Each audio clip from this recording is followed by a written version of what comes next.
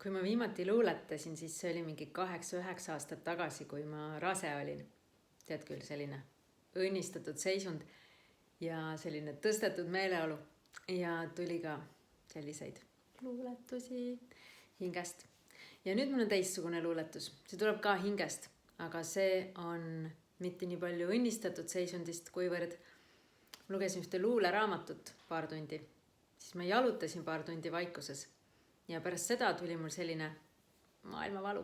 Tegelikult ka sellepärast, mida ma linnas sõites nägin ja mida ma lähedastelt olen kuulnud ja tuttavatelt ja kuidagi sellest kõik kokku.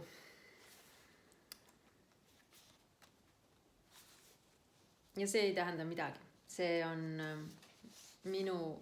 nagu hetkeluule. See on nagu kunst ja see ei ole hinnang sulle või mulle. Kuula, tunneta, kuivõrd see sind kõnetab. See on minu hetke maailmavalu. Kuidas see juhtus, et antibiootikumidest sai lahendus pooltele asjadele? Et mu kodutänav on paar kilomeetrit järjest täis pikitud uusi pitsakohti. Et mu sõbrad teistes riikides töötavad kodus ja kannavad maske juba aasta. Et mu laps vaatab YouTube'ist Minecrafti ümber kukkumiseni. Tal on olemas kõik puldi ja muud mänguasjad ja legode vahel ei mahu enam astuma. Mis juhtus, et see kõik on hakanud tunduma normaalne? Plinn, teil on uus sõnum. Plinn, sõbrannal on borrelioos. Vertigo, ärevus, unetus, suhkruhaiguse eelne seisund. Mis juhtus, et mul mõõdetakse kaela ümbermõõtu autojuhi lubade saamiseks, et oleks kindel, et ma pole ülekaalus. Et vanus 40 on riskigrupp. Et vesi ja õhk ja mõtted on saastunud. Ja keskendumine nii õbluke, nagu sügisene leht pärast sooja talve. Ja kus on need hanged, mille pärast ma Saksamaalt Eestisse kolisin? Ja need hinged, kelle pärast ma tagasi kolisin ja kelle pärast ma isegi ei osanud tagasi kolida. Aga kes nüüd on mu elus, kellega meil on teised jutud ja mõtted ja usaldus ja hirmud ja hoitus ja kingitused, kes on ise nagu kingitused. See silmas, kus usume antibiootikume ja antidepressante, mis lõikavad ära valu hinges või kehas või mõtetes, aga seest mädaneb. Tagant ja alt on õõnes, nagu maja, mis pole kindlal vundamendil ja tal pole isegi ühtki kindlat tala. Ja antidepressant ja antibiootikum seda ei anna. Ei ole kunagi andnud ega hakka iialgi andma. Kus mina tunnen nende suhtes antipaatiat ja antioksüdante. Alati avatud kiiskava kaubanduskeskuse uksed avanevad puudutuseta. Mäletad haigla ja arsti lõhna? See on nüüd poe lõhn. Tervitus maailma, kus kõik läigib ja on kena värviline. Osta mind, aga pärast minu kasutamist, söömist, sissehingamist, ahmimist, vaatamist.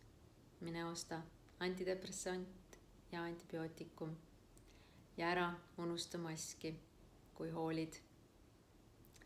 Liiga paljud unustasid liikumise väe ja hingamise mõnu ja looduse ilu ja lihtsuse võlu.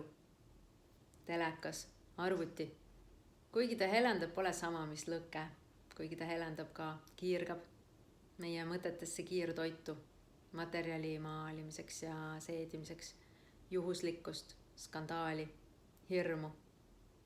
Aga chat ja Zoom pole sama, mis päris inimese päris silmad, millest saab lugeda päris tundeid, päris sõnu lisaks öeldule. Ekraan pole sama, mis halge kugistavate leekide silmitsemine, tantsusamm, taimelõhn ja trummi tuhm kõlavad tümpsud meie südame rütmis ja hingamise voos. Unustasime ürgse ja jumaliku enestas ja võtsime kätte iPhone'i ja klikkisime PayPalist kõlarid ja tuimestasime tümpsu ja müra ja sõnade vulinaga kõik oma sees.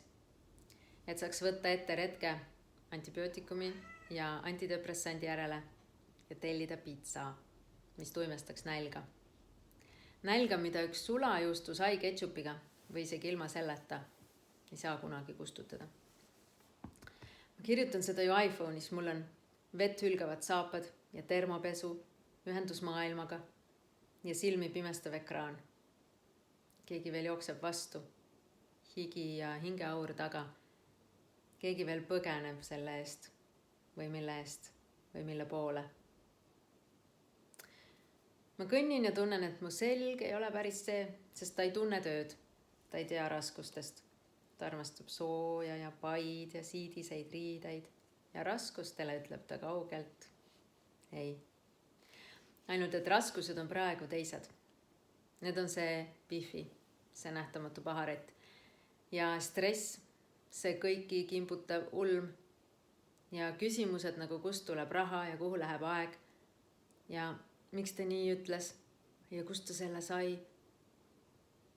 Tahaks rohkem magada, aga ei raatsi, sest selles kaanega kastis, mis helendab, ootan veel nii palju tööd ja sõpru ja ahvatlusi.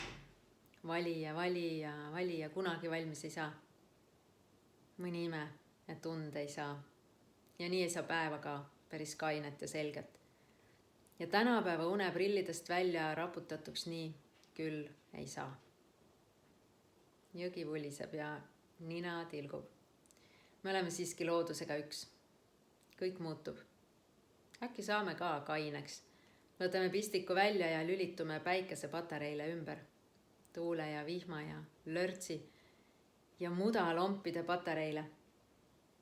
Naeru ja tantsu ja päris asjade ja juttude ja ajavabaduse lainele. Et me ei närbuks.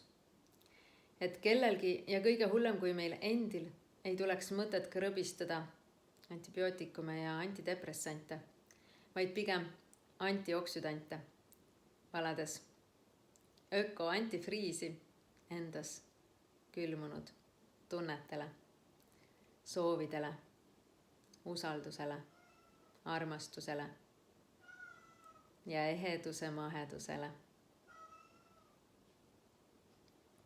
Kass ka nutab selle peale, tegelikult ta küsib õue, aga praegu on õues 19 kraadi ja ma arvan, et ta tegelikult ei taha sinna. Vahel me tahame midagi, mida me tegelikult ei taha. Ja see tundub lihtsalt lihtsam ja see tundub ahvatlema.